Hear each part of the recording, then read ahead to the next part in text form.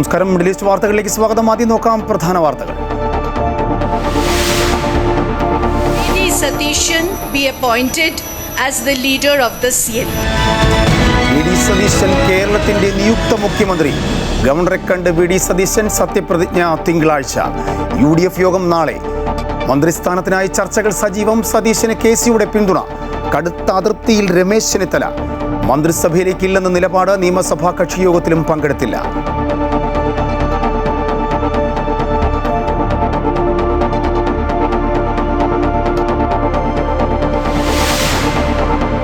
ദൈവികമായ നിയോഗമായി ഞാൻ കാണുന്നു. വ്യക്തിപരമായി കിട്ടിയ ഒരു കാര്യമായിട്ടല്ല കാണുന്നത്. അതിനെ സഹായിച്ച ഒരുപാട് ആളുകളുണ്ട്. ഞങ്ങൾ ടീം UDF ആയിട്ടാണ് നിന്നത്. Team UDF. ദൈവിക നിയോഗമെന്നും പുതുയുഗം സൃഷ്ടിക്കുമെന്നും V.D. സതീശൻ. ടീം UDFന് കടപ്പാട്. ഏൽപ്പിച്ചത് വലിയ ഉത്തരവാദിത്വം. ചെന്നിത്തലയും KCയും തന്റെ നേതാക്കളെന്നും V.D. സതീശൻ. VDക്ക് തുണയായത് പൊതുജനവികാരവും ഘടകകക്ഷികളുടെ ഉറച്ച പിന്തുണയും ആഹ്ലാദ പ്രകടനവുമായി പ്രവർത്തകർ.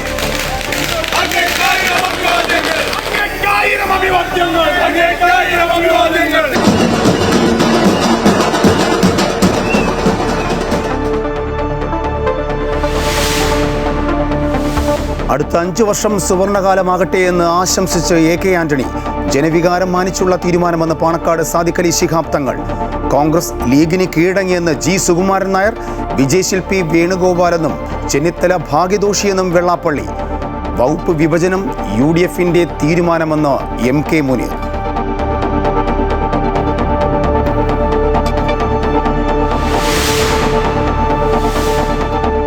നിയമസഭയിൽ പ്രതിപക്ഷത്തെ നയിക്കാൻ പിണറായി. പ്രതിപക്ഷ നേതാവായി പിണറായി വിജയനെ തീരുമാനിച്ചത് CPM സംസ്ഥാന സമിതിയിൽ. സഭ ചേരുമ്പോൾ തീരുമാനം സ്പീക്കറെ അറിയിക്കും.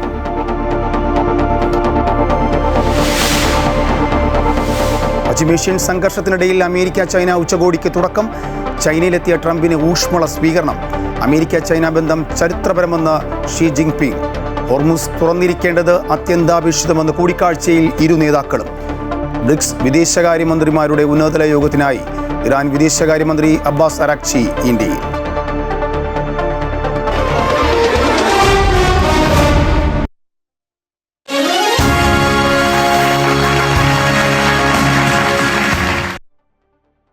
അവസാന നിമിഷവും സസ്പെൻസ് നിലനിർത്തിയായിരുന്നു ഹൈക്കമാൻഡ് V.D. സതീശനെ മുഖ്യമന്ത്രിയായി പ്രഖ്യാപിച്ചത്.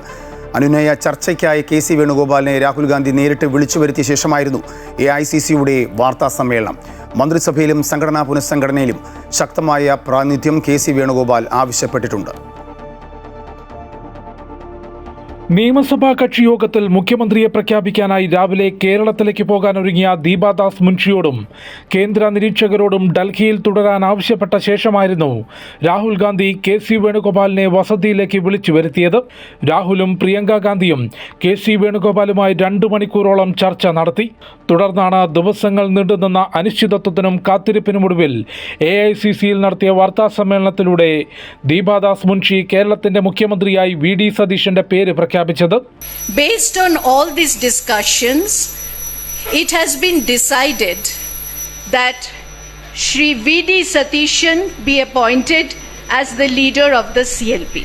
MLA-മാരുടെ പിന്തുണയുടെ അടിസ്ഥാനത്തിൽ KCയെ മുഖ്യമന്ത്രിയാക്കാൻ ചർച്ച നടന്നെങ്കിലും VM സുധീരനുൾപ്പെടെയുള്ള മുതിർന്ന നേതാക്കൾ കേരളത്തിലെ സാഹചര്യവും വരും ദിവസങ്ങളിൽ UDFൽ പൊട്ടിത്തെറിക്കുള്ള സാധ്യതയും ചൂണ്ടിക്കാട്ടിയതാണ് V.D. സതീശനിലേക്ക് ഹൈക്കമാൻഡ് എത്താൻ കാരണം.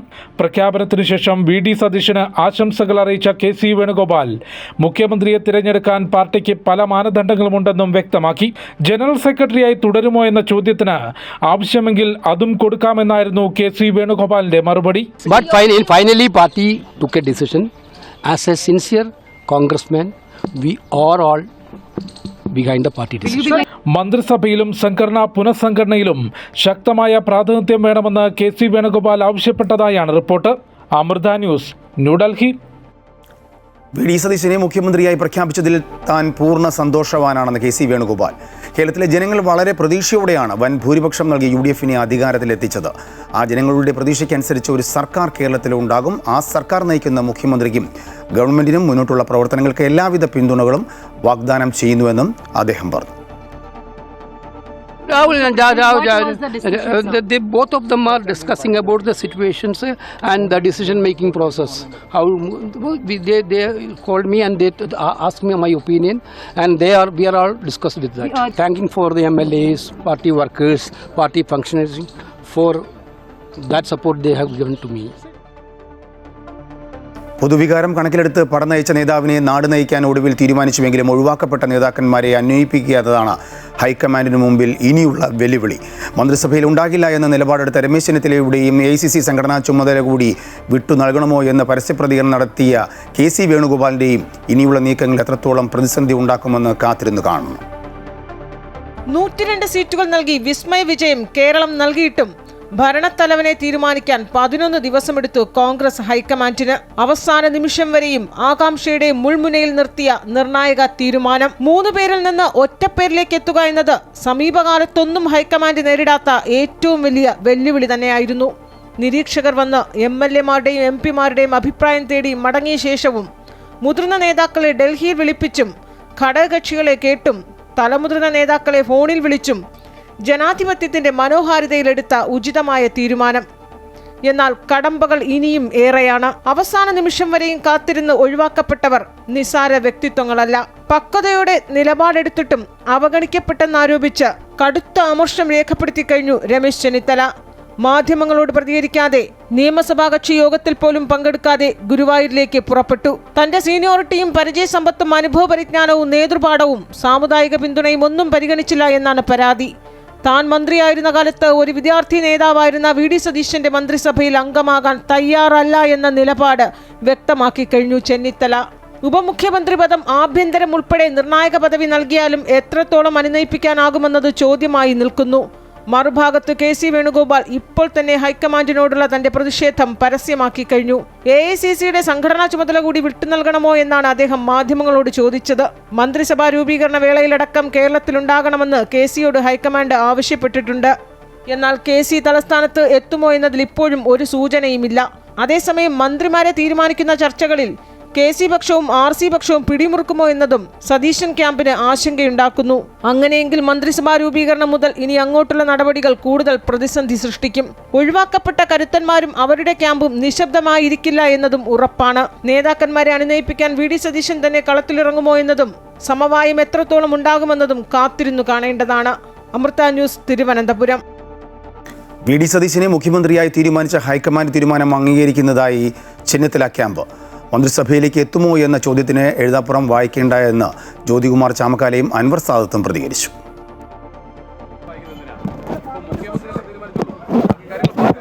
അദ്ദേഹം പലപ്പോഴും ആ വഴി ഉപയോഗിക്കാറുണ്ട്. അദ്ദേഹം പോയി അദ്ദേഹത്തിന്റെ വീട്ടിലെ വഴിയിൽ ഉപയോഗിച്ചത്. നിങ്ങളെ രാവിലെ ഒന്ന് കണ്ടില്ലേ? നിങ്ങളെ രാവിലെ പാർട്ടി തീരുമാനം പൂർണ്ണമായി അംഗീകരിക്കുന്നു. പ്രിയങ്കരനായ VD സതീശനാണ് മുഖ്യമന്ത്രി. വളരെ സന്തോഷമുണ്ട്. തീർച്ചയായിട്ടും ആ തീരുമാനം എല്ലാ കോൺഗ്രസ് പ്രവർത്തകരും അതുപോലെ തന്നെ അറിയാല എല്ലാവരും അംഗീകരിക്കുന്നു. ഞങ്ങളും അത് പൂർണ്ണമായി 10 നാൾ നീണ്ട കാത്തിരിപ്പിനൊടുവിൽ VD സതീശനെ മുഖ്യമന്ത്രിയായി പ്രഖ്യാപിച്ചതോടെ ആവേശക്കൊടുമുടിയിലാണ് UDF പ്രവർത്തകർ. ഇത് ദൈവിക നിയോഗമാണെന്നും ജനങ്ങൾക്ക് നൽകിയ വാഗ്ദാനങ്ങൾ പാലിക്കുമെന്നുമായിരുന്നു നിയുക്ത മുഖ്യമന്ത്രി VD സതീശന്റെ ആദ്യ പ്രതികരണം.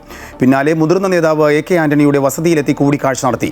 വൈകിട്ട് നടന്ന നിയമസഭാ കക്ഷി യോഗത്തിൽ VD സതീശനെ കോൺഗ്രസ് നിയമസഭാ കക്ഷി നേതാവായി തെരഞ്ഞെടുത്തു.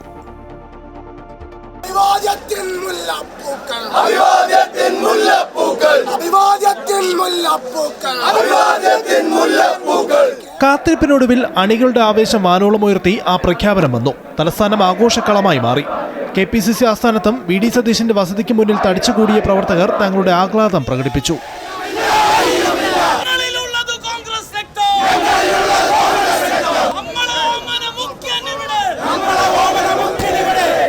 തൊട്ടു പിന്നാലെ ഏവരും ആകാംക്ഷയുടെ കാത്തിരുന്ന നിയുക്ത മുഖ്യമന്ത്രിയുടെ ആദ്യ പ്രതികരണം. എൻ്റെ പ്രസ്ഥാനം ഇന്ത്യൻ നാഷണൽ കോൺഗ്രസ് എന്നെ വലിയ ഒരു ഉത്തരവാദിത്തമാണ് ഏൽപ്പിച്ചിരിക്കുന്നത്. പുതിയ ഒരു കേരളത്തെ സൃഷ്ടിക്കാൻ, ഒരു പുതുയുഗത്തിന് തുടക്കമിടാൻ ഞങ്ങൾ എല്ലാവരും ചേർന്ന് കഠിനാധ്വാനം ചെയ്യും. കേരളത്തെ പുതുയുഗത്തിലേക്ക് നയിക്കാൻ എല്ലാവരുടെയും പിന്തുണ വേണമെന്ന് പറഞ്ഞ സതീശൻ മഹത്തായ വിജയത്തിന് പിന്നിൽ ടീം UDF ആണെന്നും KC വേണുഗോപാൽ, രമേശ് ചെന്നിത്തല, KPCC അധ്യക്ഷൻ എന്നിവരുടെ ഏകോപനമാണ് UDFന് വലിയ വിജയം നേടാൻ സഹായിച്ചത് എന്നും കൂട്ടിച്ചേർത്തു. നമ്മുടെ മുൻ പ്രതിപക്ഷ നേതാവ് കൂടിയായിരുന്ന KPCC പ്രസിഡന്റായിരുന്ന ശ്രീ രമേശ് ചെന്നിത്തല, അദ്ദേഹത്തിൻ്റെയും പങ്കുണ്ട്. എൻ്റെ നേതാവ് കൂടിയാണ് ശ്രീ രമേശ് ചെന്നിത്തല. എൻ്റെ പ്രിയങ്കരനായ സഹപ്രവർത്തകനാണ്, നേതാവ് കൂടിയാണ് ശ്രീ KC വേണുഗോപാൽ. അവരെ എല്ലാവരെയും പൂർണ്ണമായ വിശ്വാസത്തിലെടുക്കും. എല്ലാവരോടുമുള്ള നന്ദി ഞാൻ പ്രത്യേകമായി പറയുകയാണ്. പിന്നാലെ ഹൈക്കമാൻഡിന്റെ നിർദ്ദേശം സ്വാഗതം ചെയ്തുകൊണ്ടുള്ള KPCC അധ്യക്ഷൻ സണ്ണി ജോസഫിന്റെ പ്രതികരണം. പിന്നാലെയായിരുന്നു മുതിർന്ന കോൺഗ്രസ് നേതാവ് AK ആന്റണിയുമായുള്ള കൂടിക്കാഴ്ച. ആന്റണിയുടെ വസതിയിലെത്തിയാണ് VD സതീശൻ കൂടിക്കാഴ്ച നടത്തിയത്. VDയെ മുഖ്യമന്ത്രിയാക്കിയ തീരുമാനത്തെ സന്തോഷത്തോടെ സ്വീകരിക്കുന്നുവെന്നും അടുത്ത 5 വർഷം സുവർണ കാലഘട്ടമാകട്ടെ എന്ന് ആശംസിക്കുന്നുവെന്നും കൂടിക്കാഴ്ചയ്ക്ക് ശേഷം ആന്റണി പറഞ്ഞു. അടുത്ത 5 വർഷക്കാലം കേരളത്തിന്റെ ഒരു സുവർണകാലമായി മാറട്ടെ എന്ന് ആശംസിക്കുന്നു. ഇതിനിടയിൽ ഘടകകക്ഷി നേതാക്കളും പോലീസ് ഉദ്യോഗസ്ഥരുമെല്ലാം നിയുക്ത മുഖ്യമന്ത്രിയെ കാണാനെത്തി അഭിനന്ദനവും അറിയിച്ചു. എൻ്റെ ഒരു അനുജൻ എന്നുള്ള നിലയിൽ എനിക്ക് വളരെ അഭിമാനം തോന്നിയ ഒരു നിമിഷമാണ്. വൈകിട്ട് നടന്ന നിയമസഭാ കക്ഷി യോഗത്തിൽ VD സതീശനെ കോൺഗ്രസ് നിയമസഭാ കക്ഷി നേതാവായി തെരഞ്ഞെടുത്തു. സണ്ണി ജോസഫ് അവതരിപ്പിച്ച പ്രമേയം തിരുവഞ്ചൂർ രാധാകൃഷ്ണൻ പിന്താങ്ങി.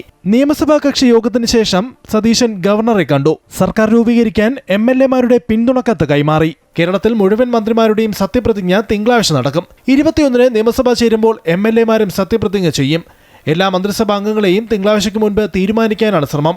അതേസമയം മുഖ്യമന്ത്രി സ്ഥാനത്ത് നിന്നും തഴഞ്ഞതോടെ കടുത്ത അമർഷത്തിലാണ് രമേശ് ചെന്നിത്തല. CLP യോഗത്തിൽ പങ്കെടുക്കാതെ ചെന്നിത്തല ഗുരുവായൂരിലേക്ക് പോയി. മന്ത്രിസഭയിലേക്ക് ഇല്ല എന്ന നിലപാടിൽ ചെന്നിത്തല ഉറച്ചു നിൽക്കുന്നു എന്നാണ് റിപ്പോർട്ട്. അവസാന നിമിഷം വരെ പട്ടികയിലുണ്ടായിട്ട് ഒഴിവാക്കപ്പെട്ട KC വേണുഗോപാലിനെയും രമേശ് ചെന്നിത്തലയെയും അനുനയിപ്പിക്കാനുള്ള ശ്രമങ്ങളും നേതൃത്വത്തിന്റെ ഭാഗത്തു നിന്നും തീവ്രമായി നടക്കുന്നുണ്ട്. News desk Amrita news. കാത്തിരിപ്പുകൾക്ക് അവസാനമിട്ട് സുപ്രധാന പദവിയിൽ നിന്നും മാറ്റി നിർത്തപ്പെട്ട VD സതീശനെ തേടി മുഖ്യമന്ത്രി പദം എത്തി.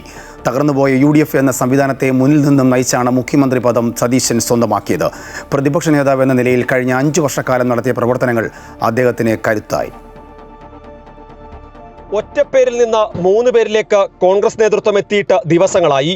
സമ്മർദ്ദങ്ങളെല്ലാം അവസാനിപ്പിച്ച ഒടുവിൽ കാത്തിരിപ്പിന് വിരാമമിട്ട VD സതീശൻ എന്ന പേരിലേക്ക് ഹൈക്കമാൻഡ് എത്തിയപ്പോൾ പുതിയൊരു ചരിത്രം കൂടി പിറക്കുകയാണ്. 2001 മുതൽ MLA ആയിട്ടും ഒരു സർക്കാരിന്റെയും ഭാഗമായിട്ടില്ല സതീശൻ.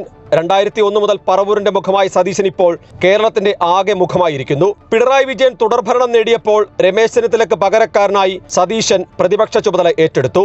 കോൺഗ്രസ് ഹൈക്കമാൻഡിന്റെ തീരുമാനം ശരിയായിരുന്നുവെന്ന ഈ തെരഞ്ഞെടുപ്പിൽ കിട്ടിയ 102 സീറ്റുകൾ സാക്ഷി. ഈ തെരഞ്ഞെടുപ്പിൽ കോൺഗ്രസിനെയും UDFനെയും നയിച്ചതും നായകനുമെല്ലാം VD തന്നെയായിരുന്നു. കോൺഗ്രസിലെ ഒരു വിഭാഗം അവസാന നിമിഷം എതിർചേരിക്കൊപ്പം അണിനിരുന്നെങ്കിലും ഘടകകക്ഷികൾ ഉയർത്തിയ സമ്മർദ്ദം VDക്ക് തുണയായി. ആ സമ്മർദ്ദം തന്നെയാണ് മുഖ്യമന്ത്രി പദത്തിലേക്ക് VDയെ എത്തിച്ചതും. വിദ്യാർത്ഥി യുവജന സംഘടനകളുടെ പ്രധാന ചുമതലകളിൽ നിന്ന് മാറ്റി നിർത്തപ്പെട്ട സതീശൻ ഇന്ന് സംസ്ഥാന കോൺഗ്രസിനെ നയിച്ച മുഖ്യമന്ത്രിയായിരിക്കുന്നു. ഇടത് സർക്കാരിന്റെ വികസന നയങ്ങളിലെ പൊള്ളത്തരങ്ങൾ തുറന്നു കാണിക്കാനും മുഖ്യമന്ത്രിക്കും മന്ത്രിമാർക്കുമെതിരെ ശക്തമായ വാക്കുകളിൽ പ്രതികരിക്കാനും സതീശനോളം പോകുന്ന നേതാവ് സഭയിൽ ഉണ്ടായിരുന്നില്ല. അതിനേക്കാൾ അപ്പുറം കോൺഗ്രസ് എന്ന പാർട്ടിയെ മാത്രമല്ല പല വഴിക്കൊഴുകിയിരുന്ന UDFനെയും ഒറ്റക്കെട്ടായി അദ്ദേഹം ചേർത്തു നിർത്തി. പാർലമെന്റ് തെരഞ്ഞെടുപ്പിലും തദ്ദേശ തെരഞ്ഞെടുപ്പിലും ടീം UDF എന്ന നിലയിൽ കെട്ടുറപ്പുള്ള സംവിധാനം ജനങ്ങൾക്ക് മുന്നിലേക്ക് എത്തിച്ചത് സതീശൻ തന്നെയാണ്. തകർന്നുപോയ ജനവിശ്വാസം വ്യക്തിപ്രഭാവം കൊണ്ടുകൂടി തിരിച്ചുപിടിച്ചു. മതസാമുദായിക നേതൃത്വത്തിന് കീഴടങ്ങിയിരുന്ന UDF എന്ന സംവിധാനത്തെ രാഷ്ട്രീയ നിലപാട് പറഞ്ഞ് ഒറ്റയ്ക്ക് നിൽക്കാൻ പഠിപ്പിച്ചതും സതീശനാണ്. കണക്കുകൾ പറഞ്ഞു തന്നെയായിരുന്നു സതീശൻ തെരഞ്ഞെടുപ്പിന് മുൻപ് അവകാശവാദങ്ങൾ ഉന്നയിച്ചത്. തെരഞ്ഞെടുപ്പിന് ശേഷം മുഖ്യമന്ത്രി പദത്തിനു വേണ്ടിയും അതേ അവകാശവാദങ്ങൾ മുന്നോട്ട് വെച്ചു. വൈകിയെങ്കിലും വിവേകത്തോടെ കോൺഗ്രസ് നേതൃത്വം ആ തീരുമാനം എടുക്കുകയാണുണ്ടായത്. ഒപ്പം നിന്നവരിൽ ഒരു വിഭാഗം മറുകണ്ഠം ചാടിയിട്ടും ഒറ്റയ്ക്ക് പൊരുതിയവരെ വിശ്വാസത്തിലെടുക്കാനും കൂടെ നിർത്താനും ഹൈക്കമാൻഡ് തീരുമാനിച്ചു. വെല്ലുവിളിയുടെ ദിവസങ്ങൾ മുന്നിലുണ്ട്. സാമ്പത്തികമായി വലിയ പരാധീനതയിലാണ് സംസ്ഥാനം. പ്രതിപക്ഷ MLA-മാർ കുറവാണെങ്കിലും പിണറായിയുടെ നേതൃത്വത്തിലുള്ള ഇടതുപക്ഷത്തെയും 3 ഉള്ളുവെങ്കിലും അതിലധികം ഫലം ചെയ്യുന്ന BJP MLA-മാരെയും മറികടന്ന് നല്ല തീരുമാനങ്ങളുമായി ശ്രദ്ധയോടെ മുന്നോട്ട് പോവുകയും വേണം. ഏതായാലും ആശംസകൾ കേരളത്തിന്റെ പുതിയ മുഖ്യമന്ത്രിക്ക്. അമൃത ന്യൂസ്, കൊച്ചി. മുഖ്യമന്ത്രിയായി VD സതീശനെ പ്രഖ്യാപിച്ചതോടെ സംസ്ഥാനത്തെമ്പാടും UDF പ്രവർത്തകർ വലിയ ആവേശത്തിലാണ്. മധുര വിതരണം ചെയ്തും പടക്കം പൊട്ടിച്ചും പ്രവർത്തകർ ആഹ്ലാദം പങ്കിട്ടു.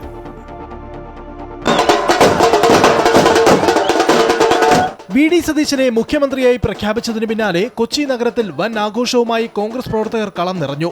എറണാകുളം DCC ഓഫീസിന് മുന്നിൽ നിന്നും ആരംഭിച്ച ആഘോഷജാഥ നഗരത്തിലെ പ്രധാന ഭാഗങ്ങളിലൂടെ കടന്നുപോയി.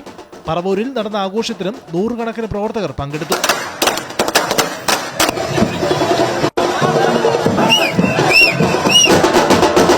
കൊല്ലം ജില്ലയിൽ ചിന്നക്കട റെസ്റ്റ് ഹൌസിന് മുന്നിൽ നിന്നുമാണ് മുദ്രാവാക്യ വിളികളുമായി പ്രവർത്തകർ പ്രകടനം നടത്തിയത്. ആലപ്പുഴ DCC ഓഫീസിന് മുന്നിലായിരുന്നു പ്രവർത്തകരുടെ ആഹ്ലാദ പ്രകടനം.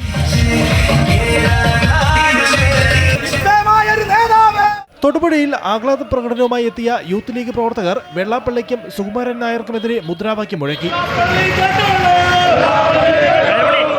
ബിഡിയുടെ വിജയത്തിൽ മധുര വിതരണമെന്ന വാക്കുപാലിച്ച് കോഴിക്കോട് മിഠായി തെരുവിലെ ഹൽവ വ്യാപാരിയായ ഷാഹുൽ ഹമീദ് രംഗത്ത് വന്നു. മുഖ്യമന്ത്രിയായി വി.ഡി. സതീശനെ തിരഞ്ഞെടുത്താൽ മിഠായി തെരുവിലെ തന്റെ ഹൽവക്കടയിൽ എത്തുന്നവർക്ക് സൗജന്യമായി ഹൽവ നൽകുമെന്നായിരുന്നു അദ്ദേഹത്തിന്റെ വാഗ്ദാനം. പ്രഖ്യാപനത്തിന് പിന്നാലെ ഹൽവ വിതരണവും അദ്ദേഹം നടത്തി. കോൺഗ്രസിന്റെ നേതാവ് വി.ഡി. സതീശൻ അധികാരത്തിൽ വരാണെങ്കിൽ മുഖ്യമന്ത്രി ആയി കഴിഞ്ഞാൽ എല്ലാവർക്കും ഹൽവ ഫ്രീ വരുന്നവയ്ക്കൊക്കെ എന്റെ വക. അതേസമയം തൃശൂരിൽ ആഘോഷം അതിര് കടന്നു. പ്രവർത്തകർ പടക്കം പൊട്ടിച്ചതോടെ ആൽമരത്തിന് തീപിടിച്ചു. മരത്തിനും താഴെ മുറിച്ചിട്ട തടിക്കഷ്ണങ്ങളിലും തീപിടിച്ചു. കുന്നംകുളത്തു നിന്നും ഫയർഫോഴ്സ് യൂണിറ്റ് എത്തിയാണ് തീയണച്ചത്. വിവിധ ബ്യൂറോകൾക്കൊപ്പം ന്യൂസ് ഡെസ്ക് അമൃത ന്യൂസ്. കേരളത്തിന്റെ നായകനായി വി.ഡി. സതീശൻ എത്തുമ്പോൾ ചർച്ചയാകുന്നത് മുസ്ലിം ലീഗിന്റെ കരുത്തുകൂടിയാണ്. സതീശനായി ഹൈക്കമാൻഡിൽ ലീഗ് നടത്തിയ സമ്മർദ്ദ തന്ത്രമാണ് സതീശനെ മുഖ്യമന്ത്രിയായി പ്രഖ്യാപിക്കുന്നതിൽ നിർണായകമായത്. വി.ഡി. സതീശൻ മുഖ്യമന്ത്രിയായി സത്യപ്രതിജ്ഞ ചെയ്യാൻ ഒരുങ്ങുമ്പോൾ പാണക്കാട് നിന്ന് മുഴങ്ങുന്ന ചിരിക്ക് രാഷ്ട്രീയത്തിൽ വലിയ അർത്ഥങ്ങളുണ്ട്. പ്രതിപക്ഷ നേതാവ് എന്ന നിലയിൽ സതീശൻ കാഴ്ചവെച്ച മികവിനൊപ്പം മുസ്ലിം ലീഗ് നൽകിയ അചഞ്ചലമായ പിന്തുണയാണ് തീരുമാനം പ്രഖ്യാപിക്കാൻ ഹൈക്കമാൻഡിനെ പ്രേരിപ്പിച്ചത്. കോൺഗ്രസിലെ ഗ്രൂപ്പ് സമവാക്യങ്ങൾക്കപ്പുറം ഇത് മുസ്ലിം ലീഗിന്റെ രാഷ്ട്രീയ വിജയമാണ്. തുടക്കം മുതൽ തന്നെ സതീശന്റെ നേതൃത്വത്തിനായി ഹൈക്കമാൻഡിൽ ശക്തമായി വാദിച്ചത് മുസ്ലിം ലീഗായിരുന്നു. അവസാന നിമിഷം വരെ സസ്പെൻസ് നിലനിന്ന ചർച്ചകളിൽ മുസ്ലിം ലീഗിന്റെ നിലപാട് എന്താകുമെന്നതാണ് ഡൽഹിയിലെ കോൺഗ്രസ് നേതൃത്വം ഉറ്റുനോക്കിയത്. ഇന്ന് രാവിലെയും AICC അധ്യക്ഷൻ മല്ലികാർജുൻ ഖാർഗെ പാണക്കാട് സാദിഖ് അലി തങ്ങളെ വിളിച്ച് അഭിപ്രായം തേടി. സതീശൻ വരണമെന്ന ലീഗിന്റെ ഉറച്ച നിലപാട് തീരുമാനത്തിൽ നിർണായകമായി. AICC ആണ് ഈ കാര്യത്തിൽ അന്തിമ തീരുമാനമെടുത്തത്. കോൺഗ്രസ് ഹൈക്കമാൻഡാണ്. ഹൈക്കമാൻഡ് ഈ കാര്യത്തിൽ ജനാധിപത്യപരമായിട്ടുള്ള എല്ലാ കാര്യങ്ങളും അവർ പരിശോധിച്ചുകൊണ്ടിരുന്നു. MP-മാർ, MLA-മാർ, എല്ലാ ജനാധിപത്യ പ്രക്രിയകളും അവർ വിശദമായിട്ട് തന്നെ അവർ ചർച്ച ചെയ്തു. ഞങ്ങൾ ഘടകകക്ഷികളുടെ തീരുമാനവും ഘടകകക്ഷികളുടെ അഭിപ്രായങ്ങളും ഒന്നിലേറെ തവണ അവർ ഞങ്ങളോട് ചോദിച്ചിട്ടുണ്ടായിരുന്നു. ഇന്നും ഖാർഗെജി ഞങ്ങളൊക്കെ വിളിച്ചു, ഞങ്ങളുടെ അഭിപ്രായങ്ങൾ ഞങ്ങൾ പറഞ്ഞു. സാദിഖ് അലി തങ്ങളുടെ ഈ വാക്കുകൾ വെറുമൊരു ആശംസ മാത്രമല്ല, മുന്നണിയിലെ ലീഗിന്റെ കരുത്തിന്റെ വിളംബരം കൂടിയാണ്. ലീഗിന്റെ ഈ സ്വാധീനം മറ്റു സാമുദായിക സംഘടനകളുടെ ഏകീകരണത്തിന് വഴിയൊരുക്കിയാൽ വി.ഡി. സതീശന്റെ മുന്നോട്ടുള്ള പ്രയാണം എത്രമാത്രം സുഗമമാകുമെന്നതാണ് രാഷ്ട്രീയ കേരളം ഉറ്റുനോക്കുന്നത്. അമൃത ന്യൂസ്, മലപ്പുറം. ഈ തീരുമാനമെടുക്കാനായിരുന്നുവെങ്കിൽ ജനങ്ങളെ എത്രയും കഷ്ടപ്പെടുത്തേണ്ട ആവശ്യമില്ലായിരുന്നു എന്ന് NSS general secretary G. Sukumaran Nair. League ഭരണത്തിൽ പിടിമുറുക്കുമെന്നതിൻ്റെ സൂചനയാണ് കാണുന്നത്. വർഗീയത അതിൻ്റെ രൂക്ഷതയിലെത്തുവാനുള്ള മാർഗം തുറന്നിരിക്കുകയാണ്. രമേശ് ചെന്നിത്തലയെ തുടർച്ചയായി അവഗണിക്കുന്നുവെന്നും സുകുമാരൻ നായർ കുറ്റപ്പെടുത്തി. ഈ തീരുമാനമെടുക്കാനായിരുന്നെങ്കിൽ ജനങ്ങളെ ഇത്രയും കഷ്ടപ്പെടുത്തേണ്ട ആവശ്യമില്ലായിരുന്നു. സത്യത്തിൽ ഒരു ജനാധിപത്യ സംസരമാണ് നടന്നിരിക്കുന്നത്. കീഴ്വഴക്കങ്ങളൊന്നും പാലിക്കപ്പെട്ടിട്ടില്ല. അത് പാലിക്കപ്പെടേണ്ടത് തന്നെയായിരുന്നു.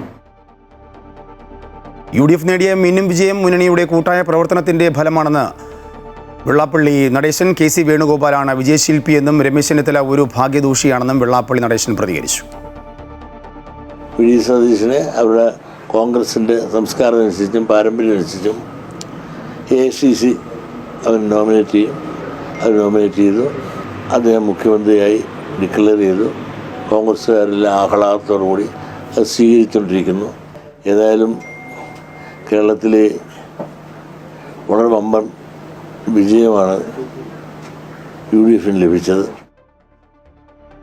വിദ്യാഭ്യാസ വകുപ്പ് ലീഗിന് നൽകരുതെന്ന് വിമർശിച്ച NSSനും SNDPക്കും മറുപടിയുമായി മുസ്ലിം ലീഗ് നേതാവ് MK മുനീർ. വകുപ്പ് വിഭജനം ഐക്യജനാധിപത്യ മുന്നണിയുടെ തീരുമാനമാണെന്നും അതിൽ ഒരു ബാഹ്യശക്തികളുടെയും ഇടപെടൽ പ്രശ്നമല്ല എന്നും അത് ചെവിക്കൊള്ളില്ല എന്നും MK മുനീർ പറഞ്ഞു. ഈ NSS SNDP എന്ന് പറയുന്ന പ്രസ്ഥാനങ്ങളെക്കുറിച്ച് അവരുടെ നേതാക്കന്മാർ പറഞ്ഞതിനെക്കുറിച്ച് അതിന് നൽകിയ മറുപടിയെക്കുറിച്ച് ഇപ്പം ഞാൻ ഒന്നും പറയൂല. ഒരു വളരെ ശുഭകരമായൊരു മുഹൂർത്തത്തിൽ, അതാണ് ഞാൻ പറഞ്ഞത്, അവരവർ ആലോചിക്കുക. ഔചിത്യത്തോടുകൂടി ഓരോ ആളുകളും സംസാരിക്കേണ്ട ഒരു സമയം കൂടിയാണത്. കാരണം മുഖ്യമന്ത്രി തീരുമാനമായതോടെ മന്ത്രിമാരെ പ്രഖ്യാപിക്കാൻ ഒരുങ്ങി മുസ്ലിം ലീഗ്. 5 മന്ത്രിമാരെ ഇത്തവണ ലീഗിന് ഉണ്ടാകാനാണ് സാധ്യത. മന്ത്രിസഭയിൽ രണ്ടാമനായി പി കെ കുഞ്ഞാലിക്കുട്ടി ഉണ്ടാകും. കൂടാതെ കെ എം ഷാജി, മണ്ണാർക്കാട് നിന്ന് വിജയിച്ച advocate M Shamsuddin, P K Basheer, Parakkal Abdulla എന്നിവർ മന്ത്രിമാരാകാനാണ് സാധ്യത. കോട്ടയ്ക്കൽ MLA ആബിദ് ഹുസൈൻ തങ്ങളും മഞ്ഞളാംകുഴി അലിയും പരിഗണന ലിസ്റ്റിലുണ്ട്. കഴിഞ്ഞ ദിവസം നടന്ന നേതൃയോഗത്തിൽ മന്ത്രിമാരെ പ്രഖ്യാപിക്കാൻ പാണക്കാട് സാദിഖ് ശിഹാബ് തങ്ങളെ ചുമതലപ്പെടുത്തിയിരുന്നു. നാളെ മുസ്ലിം ലീഗ് നേതാക്കൾ നിയുക്ത മുഖ്യമന്ത്രി VD സതീശനുമായി നടത്തുന്ന കൂടിക്കാഴ്ചയ്ക്ക് ശേഷം മന്ത്രിമാരെ പ്രഖ്യാപിക്കുമെന്നാണ് സൂചന.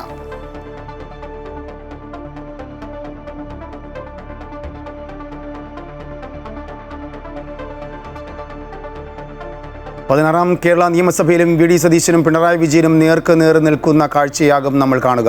കഴിഞ്ഞ 5 വർഷം ഭരണപക്ഷത്തിരുന്ന പിണറായി വിജയൻ ഇനി പ്രതിപക്ഷ നേതാവിൻ്റെ സീറ്റിലേക്കും, പ്രതിപക്ഷ നേതാവായിരുന്ന VD സതീശൻ മുഖ്യമന്ത്രിയുടെ 1-ാം നമ്പർ സീറ്റിലേക്കും മാറും.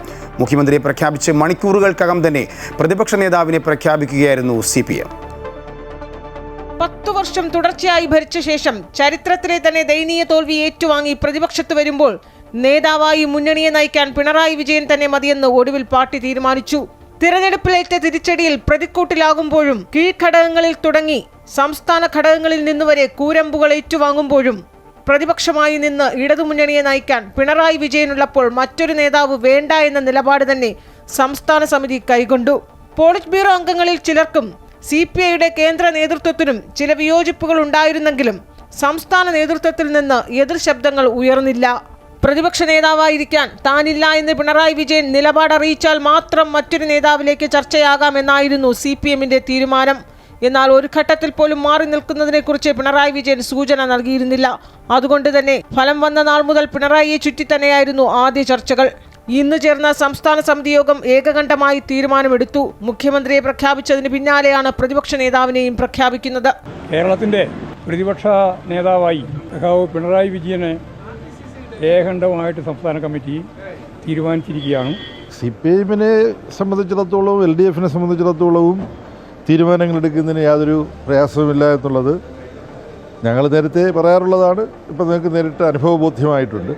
99 MLAമാരുമായി നിയമസഭയിൽ ഭരണപക്ഷത്തെ നയിച്ച നേതാവ് ഇനി 35 MLAമാരുമായി പ്രതിപക്ഷ നിരയെ നയിക്കും. പതിവ് കാഴ്ചകൾക്ക് വിപരീതമായി 3 BJP MLAമാർ കൂടി നിയമസഭയിൽ ഉണ്ടാകുന്ന രാഷ്ട്രീയ പശ്ചാത്തലത്തിലാണ് പ്രതിപക്ഷ നേതാവിന്റെ ശബ്ദമായി സഭയിലെ തന്നെ ഏറ്റവും തലമുതിർന്ന നേതാവ് എത്തുന്നത്. മുഖ്യമന്ത്രിയായി 10 വർഷം ഭരിച്ചതുപോലെ ആകില്ല പ്രതിപക്ഷ നേതാവായിരിക്കുക എന്നത്. സമരങ്ങളെ മുന്നിൽ നിന്ന് നയിക്കുകയും കൃത്യമായി വാർത്താ സമ്മേളനങ്ങൾ നടത്തുകയും സർക്കാരിന്റെ നിലപാടുകളെ തിരുത്തിയും വിമർശിച്ചും ആർജവമുള്ള ശബ്ദമായി മുഴുവൻ സമയ രാഷ്ട്രീയത്തിന്റെ ഭാഗമാകാനും മുന്നിൽ നിൽക്കേണ്ട വ്യക്തി.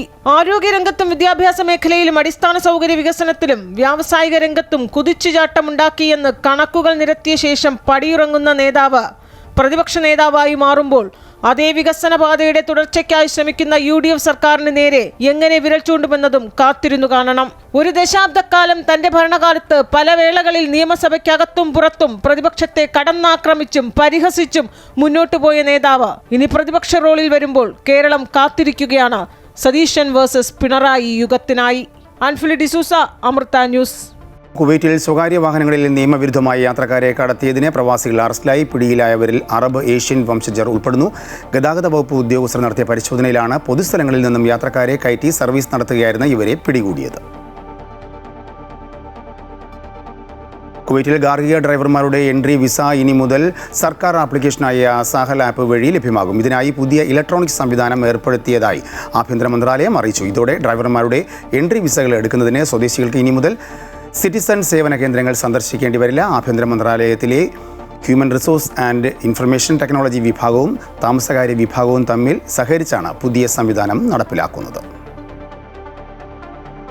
കുവൈറ്റിൽ കര അതിർത്തികൾ വഴി എത്തുന്ന ചരക്കുകൾക്ക് മുൻകൂറായി കസ്റ്റംസ് ക്ലിയറൻസ് നേടുന്നതിനും പ്രീ ക്ലിയറൻസ് സംവിധാനം ആരംഭിച്ചു. ജനറൽ അഡ്മിനിസ്ട്രേഷൻ ഓഫ് കസ്റ്റംസ് അധികൃതരാണ് ഇക്കാര്യം അറിയിച്ചത്. സൗദി അറേബ്യയുടെ ഭക്ഷ്യ ഉൽപ്പന്ന കയറ്റുമതി ശ്രദ്ധേയമായ വളർച്ച കൈവരിച്ചതായി. കഴിഞ്ഞ വർഷം കയറ്റുമതി 1,500 കോടി റിയാലിലെത്തിയതായും സൗദി വ്യവസായ ധാതു വിഭവ മന്ത്രി ബന്ദർ അൽ ഖുറൈഫ് പറഞ്ഞു. ഹജ്ജ് സീസണിന് ഭക്ഷ്യ വ്യവസായ മേഖല പൂർണ്ണ സജ്ജമാണ്. ദശലക്ഷക്കണക്കിന് സന്ദർശകരെ സൗദി ഉൽപ്പന്നങ്ങളെക്കുറിച്ച് പരിചയപ്പെടുത്തുവാനുള്ള തന്ത്രപരമായ അവസരമാണ് ഹജ്ജെന്ന് വ്യവസായ ധാതു വിഭവ മന്ത്രി പറഞ്ഞു. UDFിൻ്റെ ഉജ്ജ്വല വിജയത്തിൽ പ്രവാസ ലോകത്ത് ആഹ്ലാദ പ്രകടനങ്ങൾ തുടരുന്നു. OICCയും KMCCയും വിവിധയിടങ്ങളിൽ വേറിട്ടും ഒന്നിച്ചും വിജയാഘോഷങ്ങൾ സംഘടിപ്പിച്ചു. കഴിഞ്ഞ ദിവസം ജിദ്ദയിൽ നടന്ന OICC വെസ്റ്റേൺ റീജിയണൽ കമ്മിറ്റിയുടെ ആഘോഷ പരിപാടിയിൽ നൂറുകണക്കിന് പ്രവർത്തകർ പങ്കെടുത്തു. പരിപാടി ചെമ്പൻ അബ്ബാസ് ഉദ്ഘാടനം ചെയ്തു. ഹക്കീം പാറക്കൽ അധ്യക്ഷത വഹിച്ച ചടങ്ങിൽ ഇക്ബാൽ പൊക്കുന്ന് മുഖ്യപ്രഭാഷണം നടത്തി. വിവിധ ജില്ലാ ഏരിയ നേതാക്കൾ ചടങ്ങിൽ സംസാരിച്ചു. സൗദി ബാലൻ്റെ മരണവുമായി ബന്ധപ്പെട്ട് 20 വർഷമായി റിയാദിലെ ജയിലിൽ കഴിയുന്ന കോഴിക്കോട് സ്വദേശി അബ്ദുൾ റഹീമിൻ്റെ മോചനത്തിനായിട്ടുള്ള അവസാനഘട്ട നടപടികൾ ഊർജിതമാക്കിയതായി റിയാദ് സഹായ സമിതി അറിയിച്ചു. കോടതി വിധിച്ച 20 വർഷത്തെ തടവ് ശിക്ഷ അടുത്ത ആഴ്ചയോടെ പൂർത്തിയാകും. ശിക്ഷാ കാലാവധി കഴിയുന്നതോടെ സൗദി ആഭ്യന്തര മന്ത്രാലയം എക്സിറ്റ് വിസ അനുവദിക്കും. ഇതോടെ സൗദി സർക്കാരിൻ്റെ ഭാഗത്തു നിന്നുള്ള മുഴുവൻ നടപടികളും പൂർത്തിയാകുമെന്നും യാത്രാ തീയതി ക്രമീകരിച്ച് റഹീമിന് ഉടൻ നാട്ടിലേക്ക് മടങ്ങാനാകുമെന്നും സഹായ സമിതി വ്യക്തമാക്കി. കഴിഞ്ഞ ദിവസം നടന്ന അൽ ഹിലാൽ അൽ നസർ മത്സരത്തിന് പിന്നാലെ സ്റ്റേഡിയത്തിൽ വെച്ച് ഏറ്റുമുട്ടിയ നിരവധി ആരാധകരെ റിയാദ് പോലീസ് അറസ്റ്റ് ചെയ്തു. സ്പോർട്സ് മന്ത്രാലയവുമായി സഹകരിച്ച് നടത്തിയ അന്വേഷണത്തിലാണ് സംഘർഷത്തിലേർപ്പെട്ടവരെ തിരിച്ചറിഞ്ഞത്. പിടിയിലായവർക്കെതിരെ നിയമ നടപടികൾ സ്വീകരിച്ചതായും അറിയിച്ചു. കുവൈറ്റിൽ അബ്ബാസിയയിൽ കെട്ടിടത്തിൻ്റെ മുകളിൽ നിന്നും വീണ് മലയാളി വിദ്യാർത്ഥിനി മരിച്ചു. എറണാകുളം പെരുമ്പാവൂർ സ്വദേശി ചിറക്കര മുറ്റത്ത് ബിജു സി മാണി, ലിബി ബിജു ദമ്പതികളുടെ മകൾ ഫെബ ബിജു മാണിയാണ് മരിച്ചത്. 14 വയസ്സായിരുന്നു. അബ്ബാസിയ ഹൈവേ മാർക്കറ്റിന് സമീപമുള്ള കെട്ടിടത്തിലായിരുന്നു സംഭവം. ഹജ്ജ് കർമ്മങ്ങൾക്കായി എത്തിയ മലയാളി തീർത്ഥാടക മദീനയിൽ നിര്യാതയായി. മലപ്പുറം പറമ്പിൽപീടിക മേലെ കോടശ്ശേരി പരിതനായ ഹംസ മാസ്റ്ററുടെ ഭാര്യ ബി ഫാത്തിമയാണ് മരിച്ചത്. സ്വകാര്യ ഗ്രൂപ്പിന് കീഴിലാണ് ഹജ്ജ് തീർത്ഥാടനത്തിന് എത്തിയത്. നടപടികൾ പൂർത്തിയാക്കി മൃതദേഹം മദീനയിൽ ഖബറടക്കി. ബ്രിക്സ് വിദേശകാര്യമന്ത്രിമാരുടെ ഉന്നതതല യോഗത്തിനായി ഇറാൻ വിദേശകാര്യമന്ത്രി അബ്ബാസ് അരാക്ചി ഇന്ത്യയിലെത്തി. ഹോർമുസ് കടലിടുക്കിലൂടെയുള്ള കപ്പൽ ഗതാഗതത്തിന് സുരക്ഷ ഉറപ്പാക്കുന്നതിനായി പുതിയ പ്രോട്ടോകോൾ കൊണ്ടുവരുന്നതിനെക്കുറിച്ച് അബ്ബാസ് അരാക്ചിയുമായി ഇന്ത്യൻ വിദേശകാര്യമന്ത്രി S. ജയശങ്കർ ചർച്ച നടത്തും. അതേസമയം അബ്ബാസ് അരാക്ചി ഡൽഹിയിൽ ഇറങ്ങിയ വിമാനത്തിൽ രേഖപ്പെടുത്തിയിരുന്ന മിനാബ് 168 എന്ന വാചകം ഏറെ ചർച്ചകൾക്ക് വഴിവെച്ചു. ഡൽഹിയിൽ നടക്കുന്ന ബ്രിക്സ് വിദേശകാര്യമന്ത്രിമാരുടെ ഉച്ചകോടിയിൽ ഇറാൻ വിദേശകാര്യമന്ത്രി അബ്ബാസ് അരാക്ചി പങ്കെടുക്കുന്നത് കൊണ്ട് തന്നെ ഉച്ചകോടി ഏറെ ശ്രദ്ധേയമാണ്. പശ്ചിമേഷ്യയിൽ സംഘർഷം കനക്കുന്ന സാഹചര്യത്തിൽ നടക്കുന്ന ഈ സന്ദർശനത്തിന് വലിയ രാഷ്ട്രീയ പ്രാധാന്യവുമുണ്ട്. ഉച്ചകോടിയിൽ സംസാരിക്കവേ ഇറാൻ ഒരിക്കലും സാമ്രാജ്യത്വ ശക്തികൾക്ക് മുന്നിൽ കീഴടങ്ങില്ലെന്ന് അരാക്ചി വ്യക്തമാക്കി. അമേരിക്കയും ഇസ്രായേലും ഇറാനെതിരെ നടത്തുന്നത് നിയമവിരുദ്ധവും ക്രൂരവുമായ അധിനിവേശമാണെന്ന് അദ്ദേഹം കുറ്റപ്പെടുത്തി. ഇറാന്റെ പോരാട്ടം കേവലം ഒരു രാജ്യത്തിന്റെ മാത്രമല്ല, മറിച്ച് പാശ്ചാത്യ ആധിപത്യത്തിനെതിരെ ഉയർന്നുവരുന്ന ഗ്ലോബൽ സൗത്തിന്റെ ശബ്ദമാണെന്നും പറഞ്ഞു. തങ്ങളുടെ സ്വാതന്ത്ര്യത്തിന് വേണ്ടിയുള്ള പോരാട്ടത്തിൽ നിന്ന് ഇറാൻ പിന്നോട്ടില്ലെന്നും അദ്ദേഹം ആവർത്തിച്ചു. ബ്രിക്സ് ഉച്ചകോടിയുടെ ഭാഗമായി ഇന്ത്യൻ വിദേശകാര്യമന്ത്രി S. ജയശങ്കറുമായി അരാക്ചി ഉഭയകക്ഷി ചർച്ചകൾ നടത്തും. ഊർജ്ജ സുരക്ഷ, പ്രാദേശിക സ്ഥിരത, ഗതാഗത സൗകര്യങ്ങൾ എന്നിവയായിരിക്കും പ്രധാന ചർച്ചാ വിഷയങ്ങൾ. കൂടാതെ ഹോർമുസ് കടലിടുക്കിലൂടെയുള്ള കപ്പൽ ഗതാഗതത്തിന് സുരക്ഷ ഉറപ്പാക്കുന്നതിനായി പുതിയ പ്രോട്ടോകോൾ കൊണ്ടുവരുന്നതിനെക്കുറിച്ച് ഇറാൻ ഉപവിദേശകാര്യമന്ത്രി സൂചന നൽകിയിട്ടുണ്ട്. അതേസമയം അബ്ബാസ് അരാക്ചി ഡൽഹിയിലിറങ്ങിയ വിമാനത്തിൽ രേഖപ്പെടുത്തിയിരുന്ന മിനാബ് 168 എന്ന വാചകം ഏറെ ചർച്ചകൾക്ക് വഴിവെച്ചിട്ടുണ്ട്. ഫെബ്രുവരി 28-ന് ഇറാനിലെ മിനാബ് നഗരത്തിലുള്ള ഒരു സ്കൂളിന് നേരെ US നടത്തിയ ആക്രമണത്തിൽ 168 വിദ്യാർത്ഥികൾ കൊല്ലപ്പെട്ടിരുന്നു. ഈ സംഭവത്തോടുള്ള പ്രതിഷേധവും യുദ്ധത്തിന്റെ മാനുഷിക ആഘാതവും ലോകശ്രദ്ധയിൽ കൊണ്ടുവരാനാണ് വിമാനത്തിൽ ഇത്തരമൊരു സന്ദേശം ഉൾപ്പെടുത്തിയത്. കൊല്ലപ്പെട്ട കുട്ടികളോടുള്ള ആദരസൂചകമായും അമേരിക്കയുടെ നടപടിക്കെതിരെയുള്ള ശക്തമായ സന്ദേശമായും ഇതിനെ കണക്കാക്കുന്നു. News desk Amrita news. പശ്ചിമേഷ്യൻ സംഘർഷത്തിനിടയിൽ അമേരിക്ക ചൈന ഉച്ചകോടിക്ക് തുടക്കം. അമേരിക്കൻ പ്രസിഡന്റ് ഡൊണാൾഡ് ട്രംപും ചൈനീസ് പ്രസിഡന്റ് ഷീ ജിൻപിങ് തമ്മിൽ കൂടിക്കാഴ്ച നടത്തി. ചർച്ചകൾ മികച്ചതെന്ന ട്രംപും ചൈനയും അമേരിക്കയും ശത്രുക്കളല്ല പങ്കാളികളെന്ന് ഷീ ജിൻപിങ്ങും പ്രതികരിച്ചു. ഇതിനിടെ തായ്വാനുമായി ബന്ധപ്പെട്ട വിഷയം ശ്രദ്ധാപൂർവ്വം കൈകാര്യം ചെയ്തില്ല എങ്കിൽ ഇരു രാജ്യങ്ങളും തമ്മിൽ സംഘർഷം ഉണ്ടാകുവാനുള്ള സാധ്യതയുണ്ടെന്ന് ഷീ ജിൻപിങ് ഡൊണാൾഡ് ട്രംപിനെ അറിയിച്ചു. പശ്ചിമേഷ്യയിൽ ഇറാനുമായുള്ള സംഘർഷം രൂക്ഷമാകുന്നതിനിടെ നിർണായകമായ അമേരിക്ക ചൈന ഉച്ചകോടിക്ക് ബെയ്ജിങ്ങിൽ തുടക്കമായി. 10 വർഷത്തിനു ശേഷം ഇതാദ്യമായാണ് ഒരു അമേരിക്കൻ പ്രസിഡന്റ് ചൈന സന്ദർശിക്കുന്നത്. പ്രസിഡന്റ് ഡൊണാൾഡ് ട്രംപും ചൈനീസ് പ്രസിഡന്റ് ഷീ ജിൻപിങ്ങും തമ്മിൽ ഗ്രേറ്റ് ഹാൾ ഓഫ് ദി പീപ്പിളിൽ കൂടിക്കാഴ്ച നടത്തി. ചൈനയുമായുള്ള വ്യാപാര തർക്കങ്ങളും പശ്ചിമേഷ്യയിലെ ഇറാൻ വിഷയവും ചർച്ചാ വിഷയമായി. ചർച്ചകൾ മികച്ചതായിരുന്നുവെന്നും ചൈനയുമായുള്ള ഭാവി മികച്ചതായിരിക്കുമെന്നും ട്രംപ് അഭിപ്രായപ്പെട്ടു. അതേസമയം ചൈനയും അമേരിക്കയും ശത്രുക്കളല്ല, പങ്കാളികളാണെന്ന് ഷീ ജിൻപിങ് കൂടിക്കാഴ്ചയിൽ പറഞ്ഞു. ഇരു രാജ്യങ്ങളും തമ്മിലുള്ള തർക്കങ്ങൾ പരിഹരിച്ച് വ്യാപാര മേഖലയിൽ സഹകരണം ഉറപ്പാക്കണമെന്നും അദ്ദേഹം കൂട്ടിച്ചേർത്തു. പശ്ചിമേഷ്യയിലെ യുദ്ധം, തായ്വാൻ വിഷയം, വ്യാപാര നിയന്ത്രണങ്ങൾ, കൃത്രിമ ബുദ്ധി എന്നിവയാണ് കൂടിക്കാഴ്ചയിൽ ചർച്ചയായത്. ഇറാനുമായുള്ള യുദ്ധം ആഗോള എണ്ണവില വർദ്ധിപ്പിക്കുന്ന സാഹചര്യത്തിൽ ചൈനയുടെ ഇടപെടൽ ട്രംപ് പ്രതീക്ഷിക്കുന്നുണ്ട്. ഉച്ചകോടിയിൽ വ്യാപാര കരാറുകളിൽ പുരോഗതി ഉണ്ടായതായും ഇരുപക്ഷവും പങ്കുവച്ചു. ഹോർമൂസ് കടലിടുക്കിൽ ഷിപ്പിംഗ് ടോളുകൾ ഈടാക്കാൻ ഒരു രാജ്യത്തെയും അനുവദിക്കില്ലെന്ന കാര്യത്തിൽ അമേരിക്കയിലെയും ചൈനയിലെയും മുതിർന്ന ഉദ്യോഗസ്ഥർ യോജിപ്പിലെത്തിയതായി റോയിട്ടേഴ്സ് റിപ്പോർട്ട് ചെയ്യുന്നു. ഇതിനിടെ തായ്വാനുമായി ബന്ധപ്പെട്ട വിഷയം ശ്രദ്ധാപൂർവം കൈകാര്യം ചെയ്തില്ലെങ്കിൽ ഇരു രാജ്യങ്ങളും തമ്മിലുള്ള സംഘർഷമുണ്ടാവാനുള്ള സാധ്യതയുണ്ടെന്ന് ഷീ ജിൻപിങ് ഡൊണാൾഡ് ട്രംപിനെ അറിയിച്ചു. 7 പതിറ്റാണ്ടിലേറെ നീളുന്ന രാഷ്ട്രീയ തർക്കമാണ് ചൈനയ്ക്കും തായ്വാനും ഇടയിലുള്ളത്. News desk, Amrita news. ഇതോടുകൂടി വാർത്താ ബുള്ളറ്റിൻ പൂർണ്ണമാകുന്നു. കൂടുതൽ വാർത്തയ്ക്കായി അമൃത ന്യൂസ് യൂട്യൂബ് കാണുക.